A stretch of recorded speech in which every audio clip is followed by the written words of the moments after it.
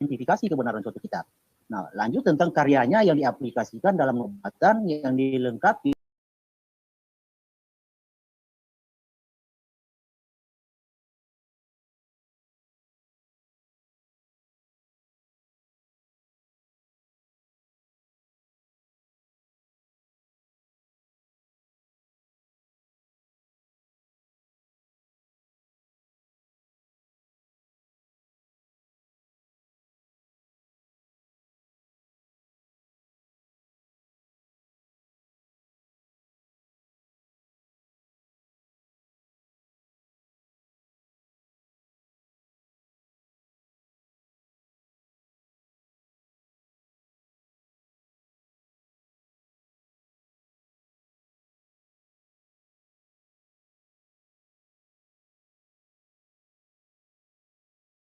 sangat-sangat sensitif ya.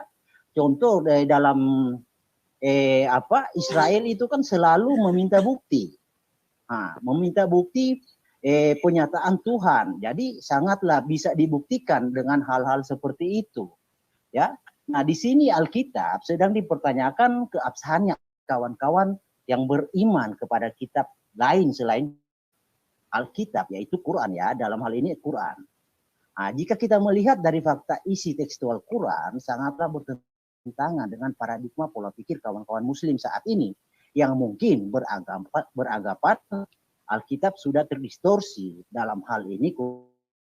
Dalam hal ini Quran ya berseberangan. Saya melihat berseberangan membenarkan bab Quran itu keabsahan di dalam Quran, Taurat maupun Injil ya, bisa kita buka di dalam Al-Maidah ayat 46 sampai Al-Maidah 44 sampai 46 dikatakan di sana Taurat dan Injil itu adalah petunjuk kepada cahaya. Tentu Anda dan saya itu sudah paham dan mengerti apa itu cahaya. Sebab anonim cahaya itu kegelapan ya.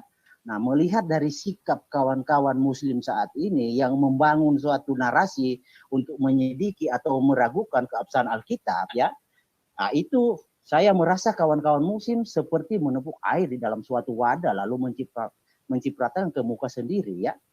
Oke, sekian opening saya. Mungkin Bro Jos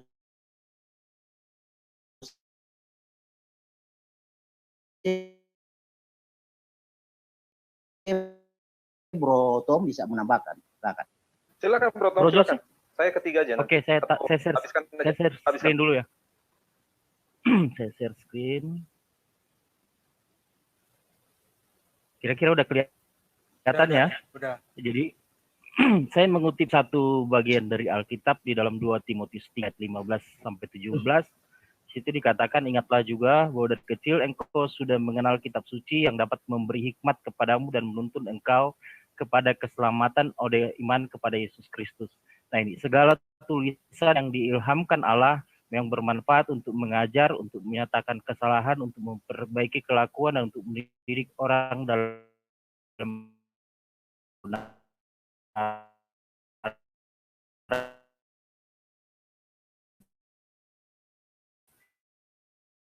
Dengan demikian tiap-tiap manusia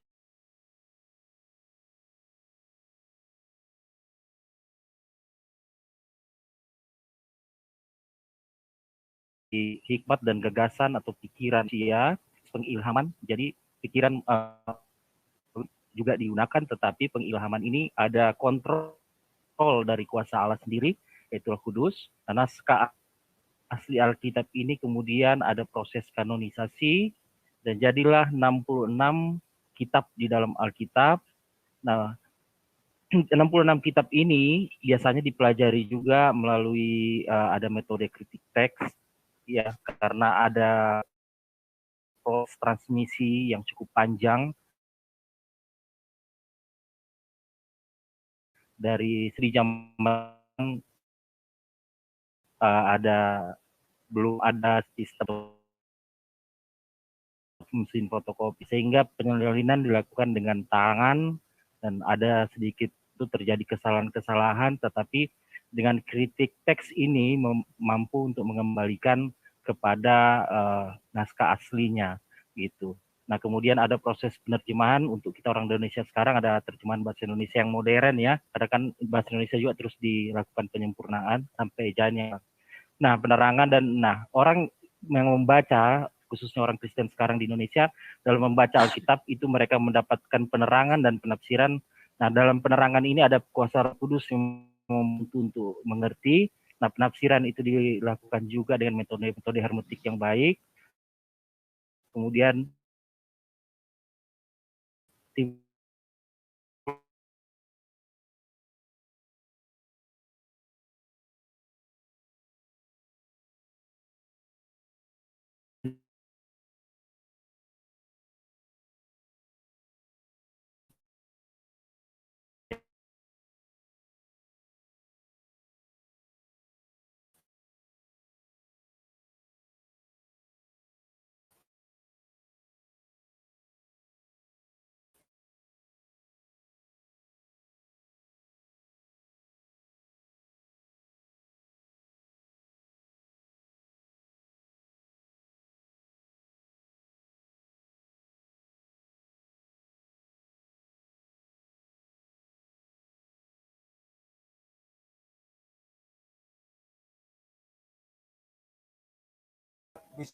bisa uh, uh, uh,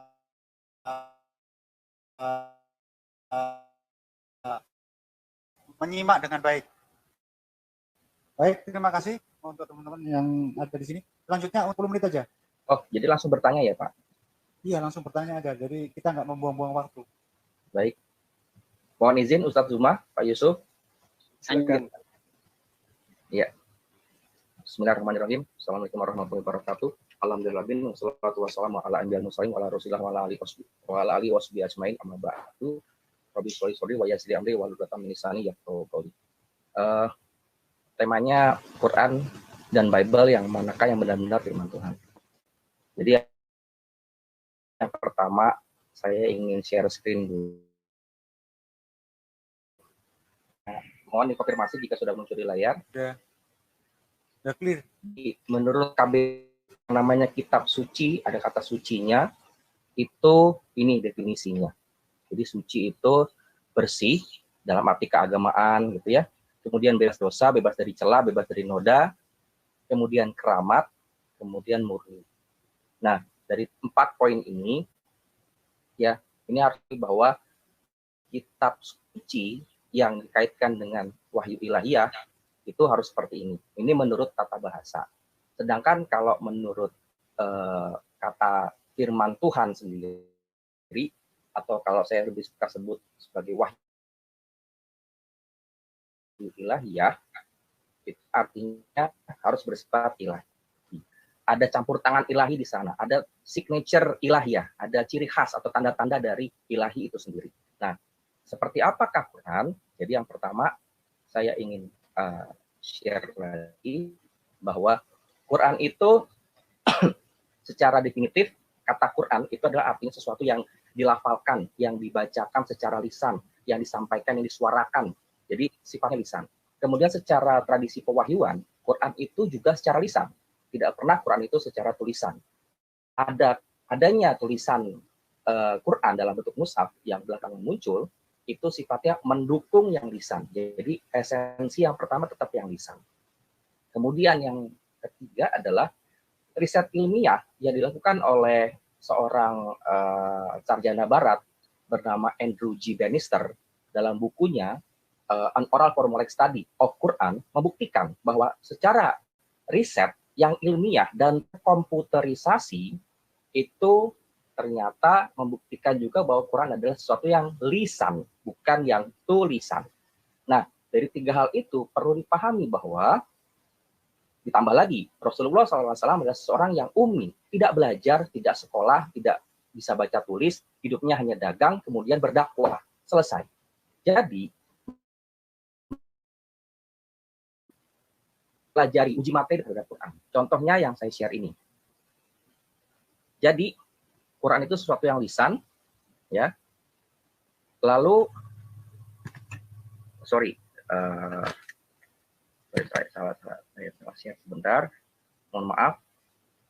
Boleh di ini dulu sebentar. Apa di mute dulu, di stop dulu sebentar. Iya, sebentar. Ya, di power. Baik. Mohon maaf tadi saya salah ini. Jadi Quran pada saat turun itu urutan turunnya dengan saat ini sudah berbeda. Kenapa? Karena urutan turunnya ada peristiwa yang terkait dengan ayat namanya asbabun nuzul. Yang sekarang urutannya sekarang itu ditetapkan oleh Allah Subhanahu wa taala azza wajalla melalui Jibril. Jadi dibacakan turun seperti ini posisinya ayat ini surat ini dan seterusnya. Urutannya ditetap. Bagaimana sebuah sesuatu yang lisan bisa muncul hal seperti ini yang baru kita temukan belakangan ini. Ada kata syahro.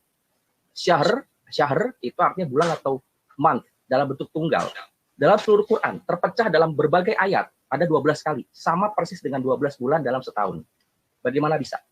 Kemudian kata aqimis sholah atau aqimus sholah yang artinya tegakkanlah sholat dalam Quran, seluruh Quran, maksudnya dalam sepanjang 114 surah ya, itu ditemukan 17 kali dan jumlah rakaat sholat wajib umat Islam ada 17 rakaat. Bagaimana bisa? Kata dunia dan kata akhirah. Dunia saat ini, akhirah saat nanti. Totalnya 115 kali, terulang di seluruh Quran. Bagaimana bisa? Akurat seperti ini, berpasangan. Kemudian kata kul, itu perintah kepada Rasulullah SAW disampaikan kepada orang-orang, kepada yang mendengarkannya. Ya, diperintahkan. Itu muncul 332 kali. Orang-orang, berarti mereka, itu berkata dalam bahasa Arab, artinya qalu. Mereka berkata, itu jumlahnya 332 kali. Bagaimana bisa hal seperti ini bisa terjadi? Yang hanya bisa ditemukan dengan teknik modern, yaitu menghitung, ya kan, menjumlah, meriset. Rasulullah SAW di abad ke-6 ke-7 nggak punya teknologi ini. Dari mana bisa begini? Oke. Kemudian ada sebuah ayat yang bunyinya, Inna masalah Isa indallahi kamathali Adam. Sesungguhnya ilustrasi Isa bagi Allah sebagaimana Adam. Ternyata dalam seluruh Quran, kata Isa itu terulang 25 kali. Kata Adam terulang 25 kali. Dan dikatakan oleh Allah, tegaskan bahwa Isa sebagaimana Adam. Dan kata Isa jumlahnya sebagaimana kata Adam. Bagaimana bisa? Jika bukan semua ini adalah firman ilahi atau campur tangan ilahi, bagaimana bisa? Tidak bisa dijelaskan dengan logika. Dan yang terakhir, yang mungkin saya bisa share adalah ini. Oke. Sorry. Sebentar, kalau ada error. Bentar ya. Baik.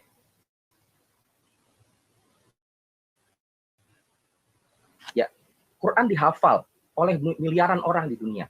Miliaran. Sejumlah orang umat Islam di dunia itu sebagian besar hafal Quran. Ada yang buta sejak lahir, namanya Firdin di Indonesia. Hafal Quran tanpa bisa membaca Quran. Masyita, buta, tanpa membaca Quran, menghafal Quran. Jihad Al-Maliki, buta, dia bisa hafal Quran. Ini harus seperti itu. Cacat, dia bisa menghafal Quran. Ini kepalanya tidak bisa ditegakkan. Bagaimana dia membaca buku dengan cara begitu? Ammar Bugis juga menghafal Quran, 30 juz. Lumpuh otak, bayangkan. Dia hafal Quran, namanya Fajar, juga ini baru. Jadi, kalau bukan campur tangan ilahiyah, lalu bagaimana semua itu bisa dijelaskan? Logika tidak bisa. Maka di masa Rasulullah SAW, ketika Quran diturunkan, dan di masa itu, ketika saja ada sesuatu yang luar biasa, nah salah seorang penyair papan atas bernama Walid ibn Mughirah, silakan diperiksa di riset. Walid ibn Mughirah menyatakan karena dia penyair papan atas jadi mendengar Quran, dia hanya bisa berkata ini sihir. Kenapa? Karena dia sudah tidak bisa menjelaskan lagi dengan logika. Dengan ilmu sastranya pun tidak bisa. Tidak bisa, dia hanya berkata, yang aku dengar dari Muhammad, kalimatnya begitu. Kemudian orang Quraisy bilang, kalau begitu itu apa? Dia hanya kita katakan saja, ini sihir. Jadi, dari paparan yang saya sampaikan itu hanya sebagian kecil. Bagaimana mungkin jika bukan firman ilahiyah dengan campur tangan Allah Wajalla sendiri. Terima kasih.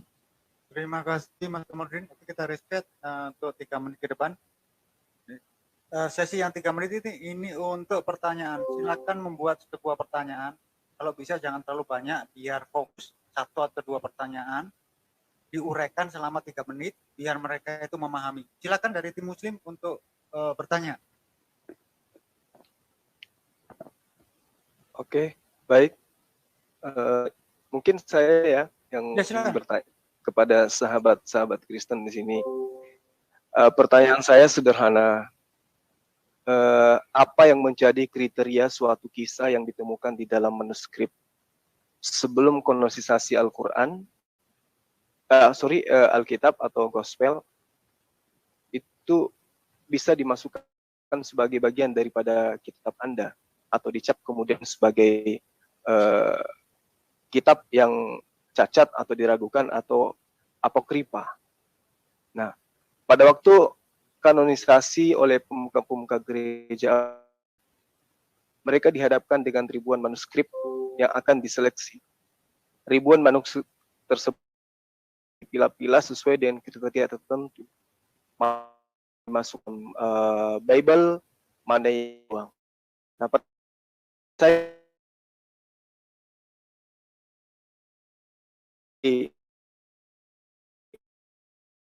silakan. Sekali pertanyaannya. Riset satu pertanyaan sudah cukup gitu daripada banyak pertanyaan. Pertanyaannya Mas Zulkifli, kalau belum memahami bisa diulang nanti. Bagaimana dari teman-teman Kristen? Sudah. Ya, bisa Pak. Nanti Bro Tom yang akan jawab. Bro Tom yang akan jawab. Oke, silakan Bro Tom. Oke, silakan. Oke ya, kita riset waktunya untuk 7 menit menjawab. Jadi langsung 3 menit untuk tanya. Silakan akan dimulai setelah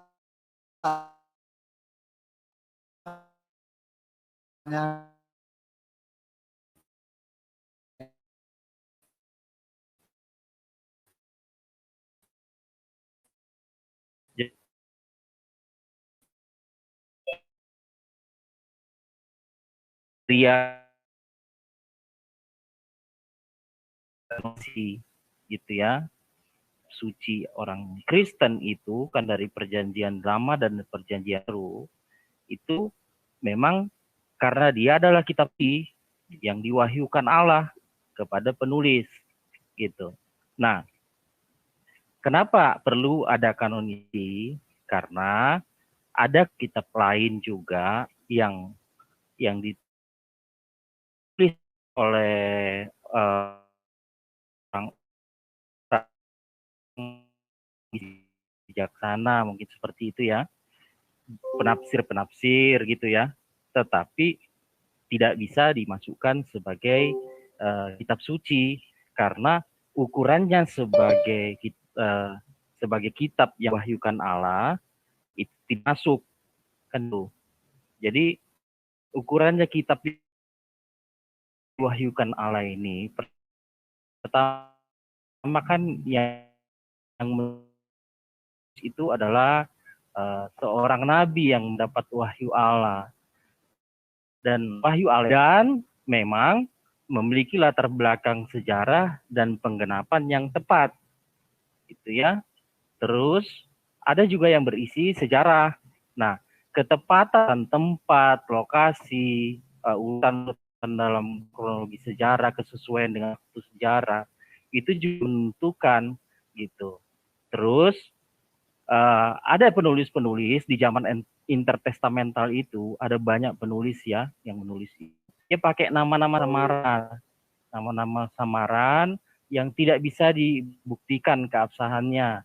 Misalnya dia coba ambil nama Henok gitu kan, kitab Henok, penulisnya jauh ke belakang Henok itu masih zaman kejadian gitu. Tidak mungkin dong di zaman intertestamental. Jadi ada diragukan dari segi siapa penulisnya. Seperti itu.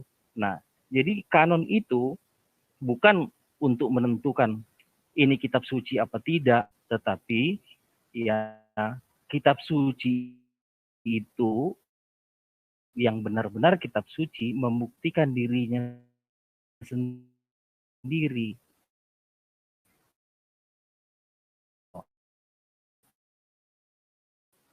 Tidak menjadi masalah karena sendiri seperti saya sebutkan tadi. Kira-kira begitu rinciannya. Mungkin bisa saya tambahkan sama teman-teman.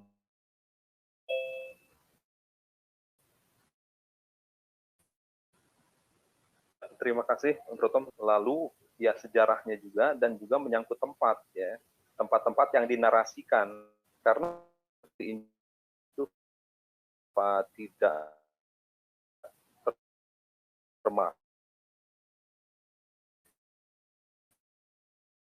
salah satu dari waktu penulisannya ya, selain itu tadi.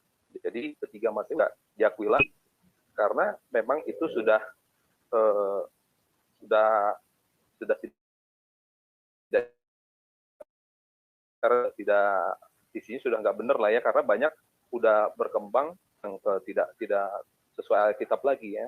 Misalnya adalah seringkali merendahkan Yesus contohnya ya, dan juga misalnya contoh di kitab Injil Barnabas itu mengenai geografis, dia kalau nggak salah pergi ke Nazaret atau kemana gitu menaiki perahu, itu kan secara geografisnya kurang tepat gitu.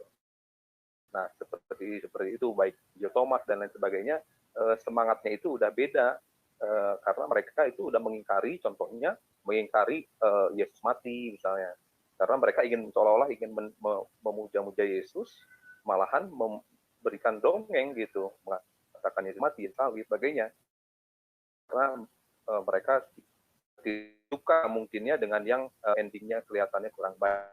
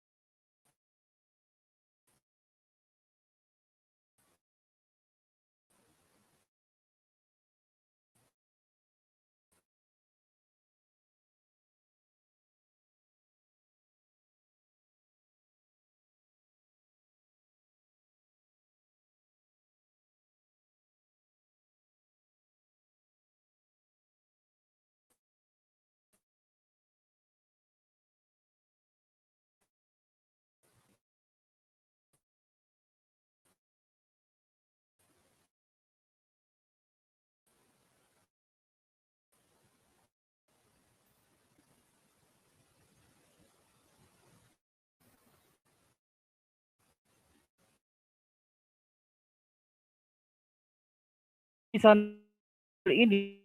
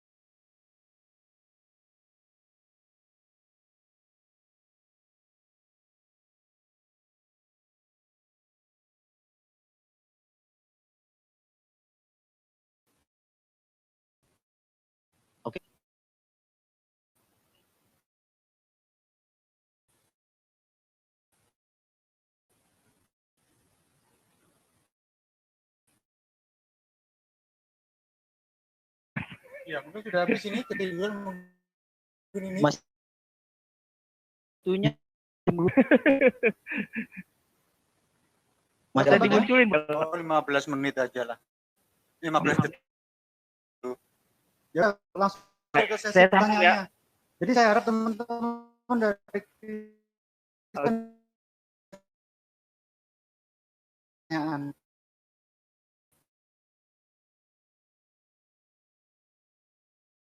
Tiga menit, jangan banyak-banyak biar fokus ya.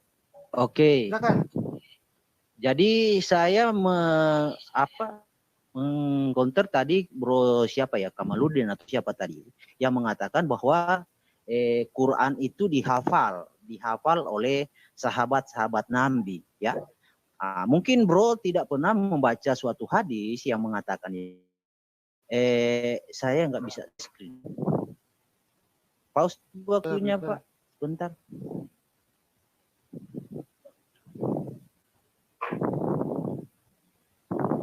Bisa saya share screen? Oh, bisa. Silakan udah tuh. Oh, ya.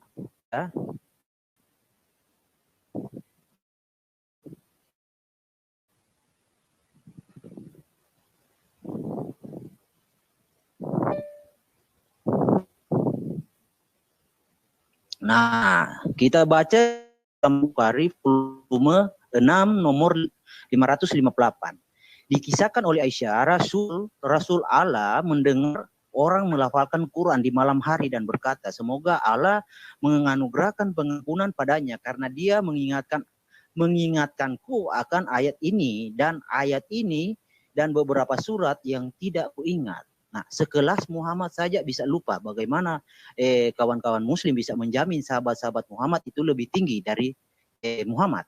Nah, di dalam hadis juga Sahih Bukhari volume 6 nomor 562 dikisahkan oleh Aisyah, sang Nabi mendengar orang melafalkan Quran dalam masjid. Di suatu Nabi berkata, semoga Allah menganugerahkan pengampunan padanya karena dia mengingatkan padaku ayat-ayat tertentu dan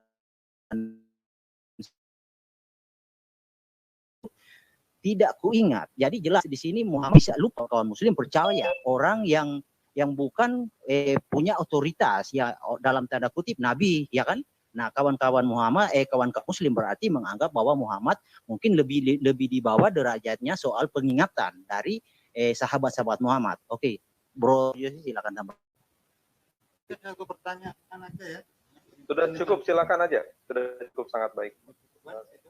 Jadi kalau dengan satu pertanyaan ini lebih baik saya kira daripada banyak pertanyaan, nanti sampai ada pertanyaan saya belum dijawab. Nah itu kan jadi, oke kita riset aja. Dari teman-teman muslim,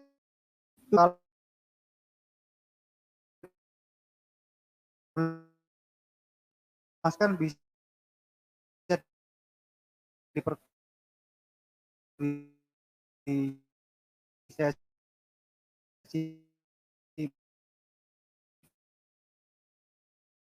tadi.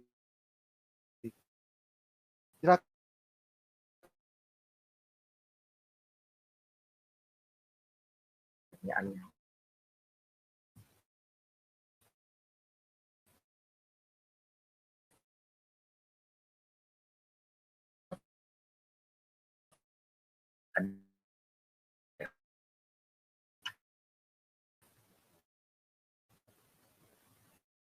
Saya share screen dulu sebentar.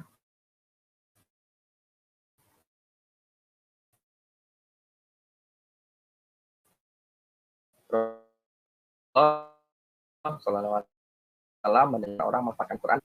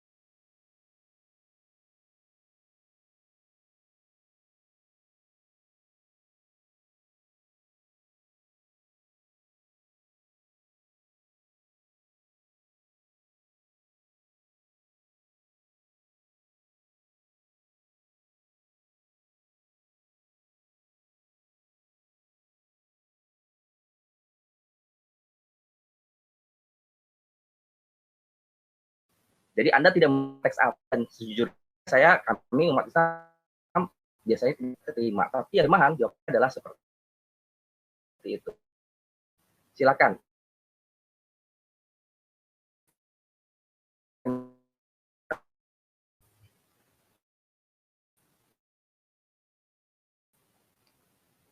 Bang Yusuf, Silakan.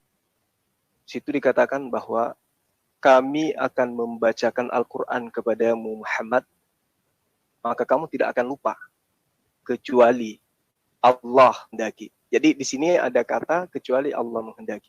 Nah, kemudian ketika sahabat saya tadi mengatakan bagaimana kemudian Anda bisa terjaga dengan baik, sementara Rasulullah Muhammad Shallallahu Alaihi Wasallam saja berkaitan dengan hadis yang diriwayatkan oleh Bukhari di Maria Aisyah SAW itu pernah khilaf atau tersilap atau beberapa surah yang telah diwahyukan oleh Allah kepada beliau.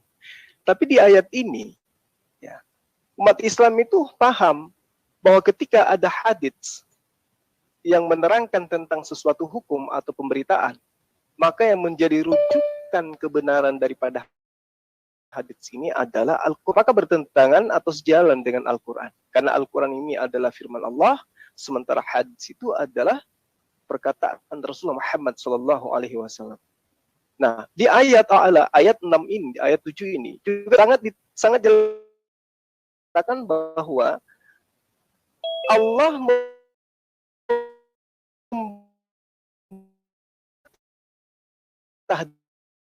dari Allah untuk menyampaikan Al-Quran. Kami akan membacakan Al-Quran bicara mengenai Rasulullah Muhammad Sallallahu Alaihi Wasallam. Karena ini adalah pribadi Rasulullah, dan ketika dia lupa berarti itu adalah Allah yang menghendaki. Sementara kaitannya dengan pertanyaan saudara, bagaimana mungkin Rasulullah Sallallahu Alaihi Wasallam aja lupa, tapi itu Allah yang menghendaki. Sementara ketika kami umat Islam itu lupa tentang ayat-ayat suci Al-Quran, ya, itu bisa kami pelajari dari metode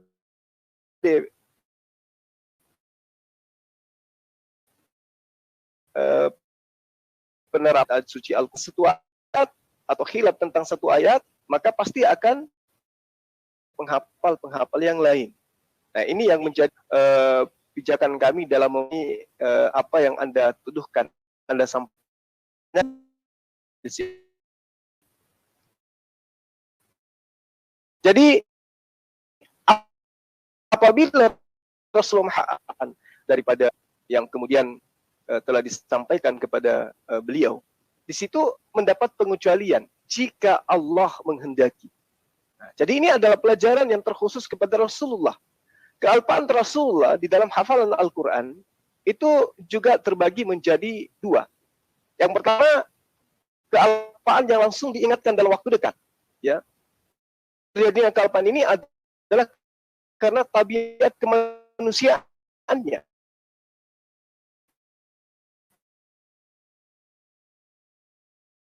Plus kedudukannya adalah sebagai kalamullah, sementara dia kedudukannya tetaplah sebagai manusia, sehingga tabiat itu ada pada dirinya. Hal ini ditunjukkan melalui sabda beliau, dikatakan dalam hadis muttafaqun alaih, sesungguhnya aku hanyalah manusia layaknya kalian, karenanya aku juga dapat tersilap seperti kalian. Itu pernyataan Rasulullah Muhammad Sallallahu Alaihi Wasallam. Nah, kaitannya secara keseluruhan tentang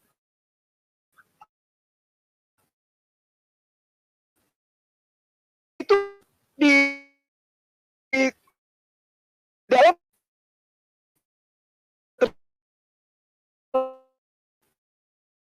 dan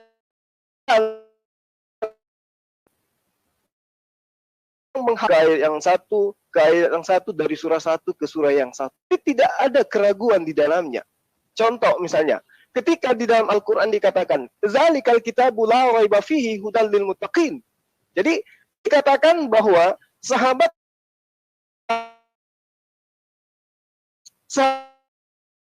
mengatakan kedua surah Al-Baqarah bunyinya seperti ini mengatakan hal yang lain ya juga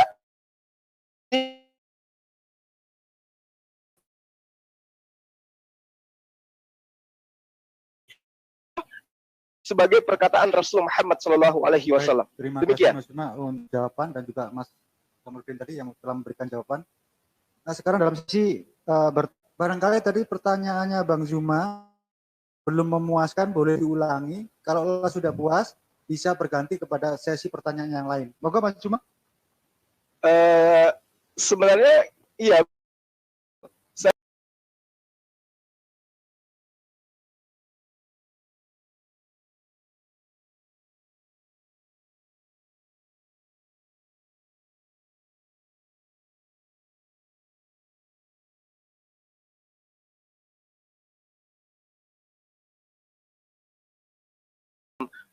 Bible-nya orang Kristen saat sekarang dan menolak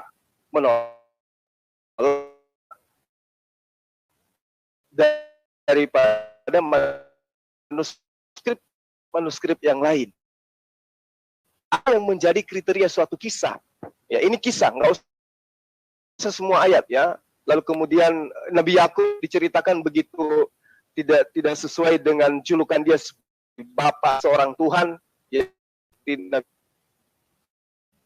macam ketika dia tua, dia tidur dengan perawan muda di dalam satu Raja-Raja 1 ayat 3 kalau nggak salah, 1-3.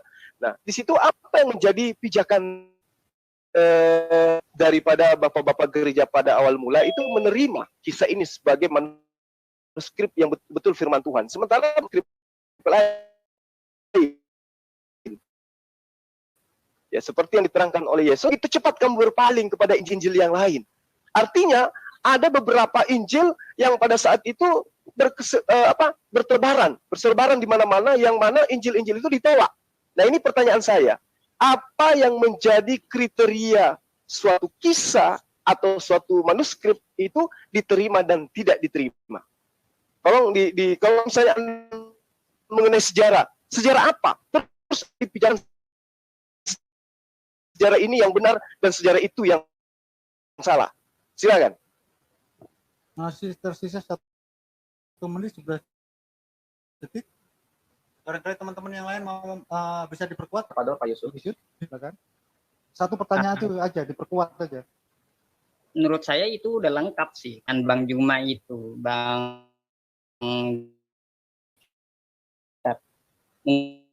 Mungkin dilanjut aja di reset nggak apa-apa. Nanti setelah sesi. Oke, sekarang kita ke sesi pihak Kristen untuk menjawab. Karena ternyata di aja belum dimengerti ya, bukan muas, belum dimohon untuk dijelaskan dalam sesi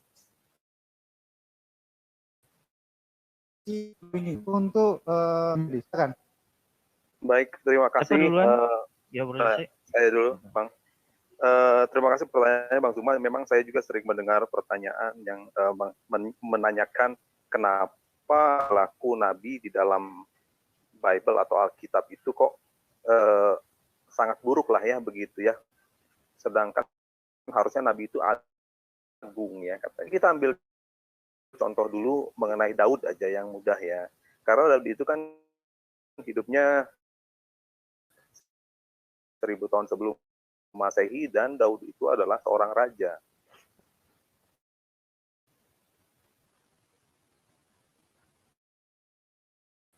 Yang diperhatikan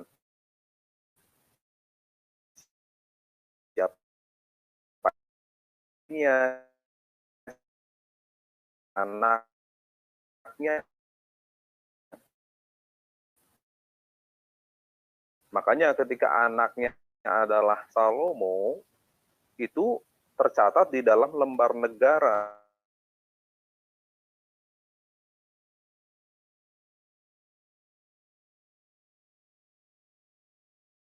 Tertulis dalam, katakanlah lembar negara, dan orang pun mengetahuinya. Gitu. Tidak mungkin dipalsukan sejarah ini, gitu kan. Itu yang Dan lagi Alkitab itu Perjanjian Lama ini kan sudah jadi apa adanya. Jadi kitab itu sudah tertulis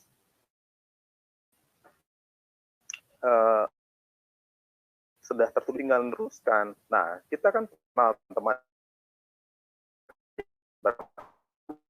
kan, apakah itu Ishak atau yang lain-lain, mereka juga pasti akan setuju karena memang itu apa adanya tertulis, bukan berarti mau merendahkan seorang Daud gitu, tapi itu memang apa adanya. Jadi karena itu tadi sejarah, nah, dan dari situ pun tentu ada poin-poin atau pelajaran-pelajaran yang bisa digali gitu. Itu salah satu contoh saja.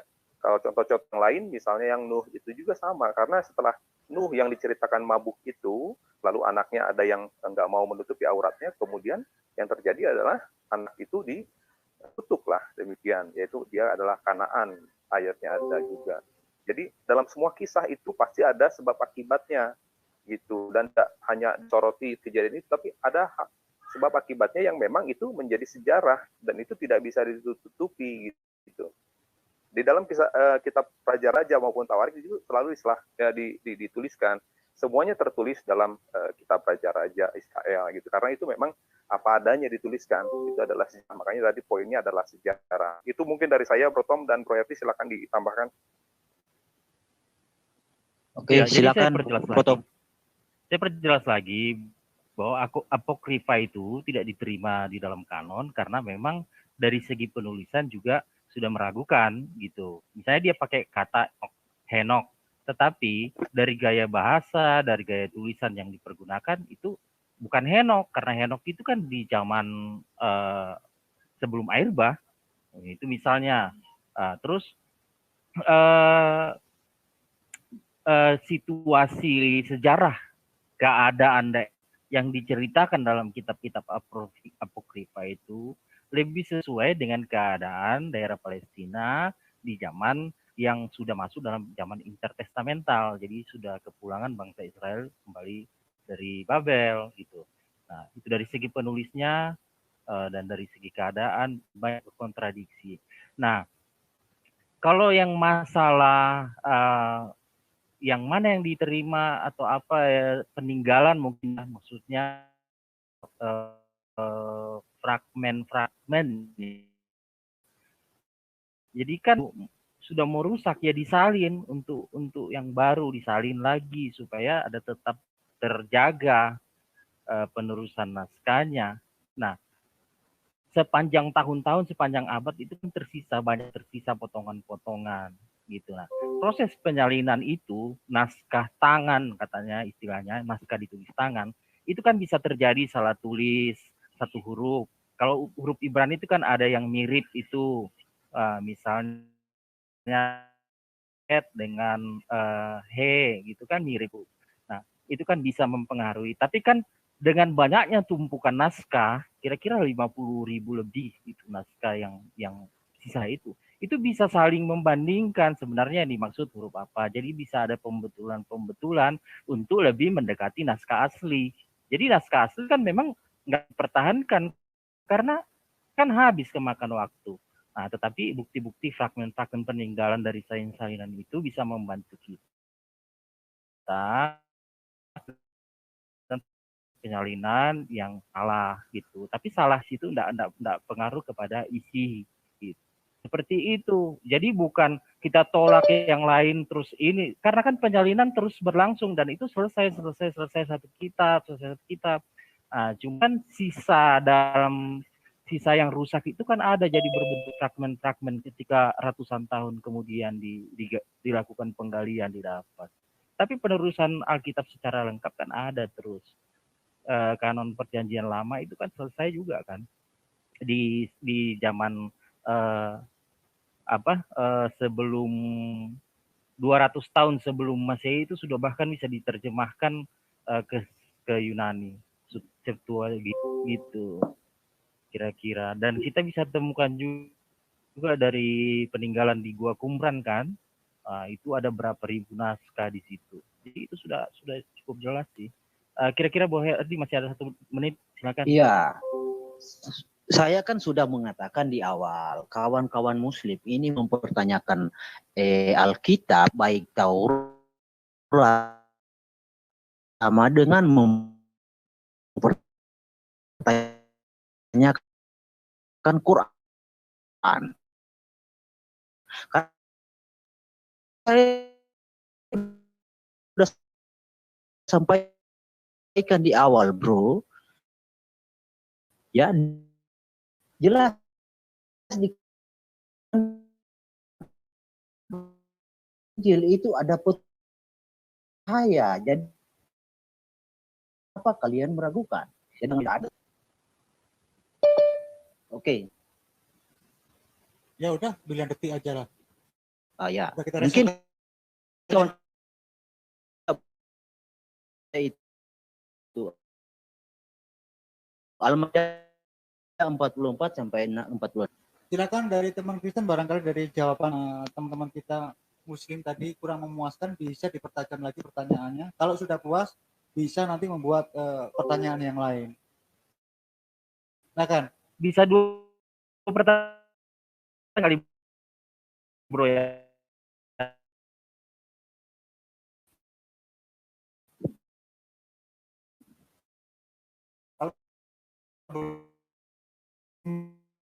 Barangkali puas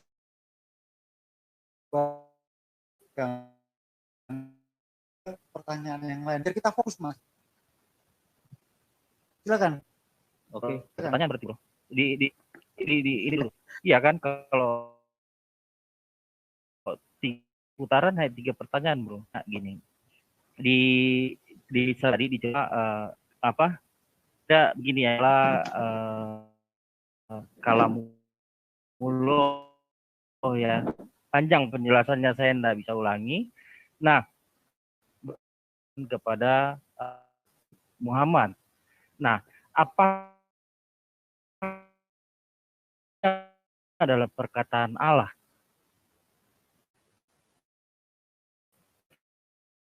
Nah, mungkin Bro Herdi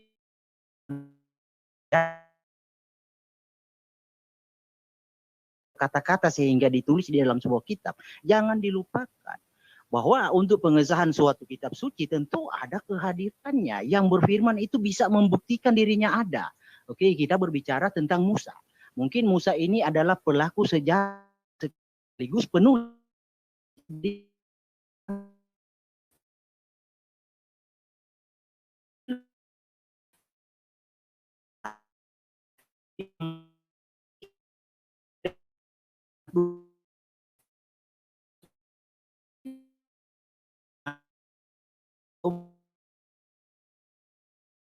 cuma 2 lobat itu di atas QS7 ayat 143 ya, bahwa ya QS7 ayat 10 sampai 12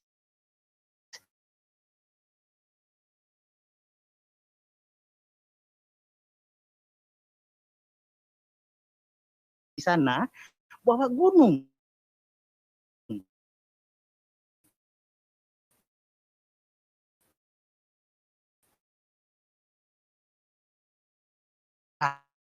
itu kata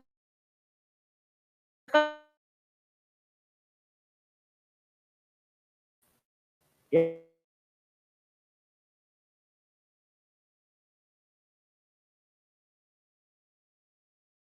Muslim, adakah ya kesaksian bahwa Musa itu pingsan di dalam Quran atau Musa itu menerima firman di lembah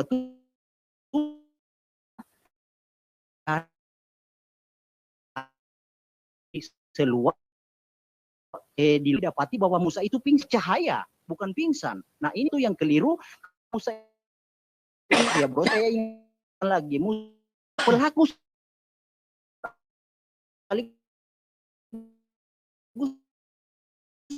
tulis, jangan salah.